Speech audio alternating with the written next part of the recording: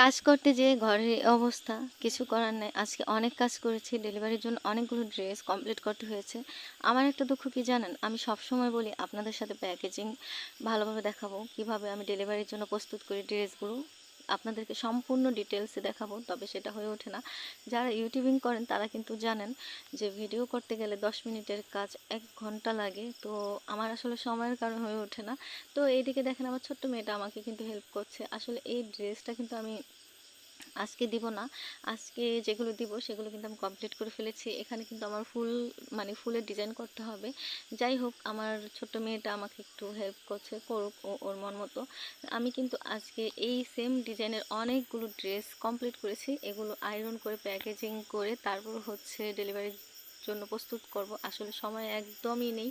ঈদের আগে এগুলো সেল দেওয়ার কথা। তো যাই হোক, এখানে আমি অনেকগুলো সেম ডিজাইনের জামা কমপ্লিট করেছি। আপনাদেরকে অবশ্যই আমি ভালোভাবে ভিডিওতে দেখিয়ে দেব। তো এখানে হচ্ছে সালোয়ার আর সাদা রঙের ওড়না, এগুলো হচ্ছে একটু কট সেট টাইপের ড্রেসগুলো। আমার কাছে তো অনেক বেশি সুন্দর লেগেছে। ওগুলো তো কমপ্লিট হয়ে গেছে, প্রস্তুত করে ফেলেছি। এখন এই যে দেখেন সেম ডিজাইনের আরও অনেকগুলো কাজ বাকি আছে। তো অবশ্যই আপনাদের সাথে শেয়ার করব। এই রকম সেম ডিজাইনের রাফামনির জন্য একটা তৈরি করব, তো সেটাই আপনাদেরকে দেখিয়ে দিব। এই জন্য আর আমি ওইগুলো দেখালাম না, আসলে ভিডিও করার সময় নেই। আলহামদুলিল্লাহ অনেকগুলো অর্ডার পেয়েছি।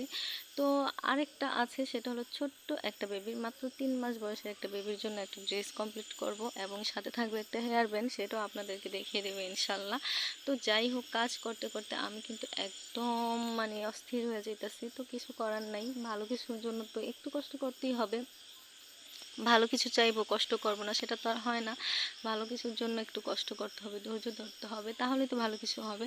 আলহামদুলিল্লাহ, নিজে ইনকাম করি, নিজের টাকা নিজের মন মতো খরচ করি, আলহামদুলিল্লাহ।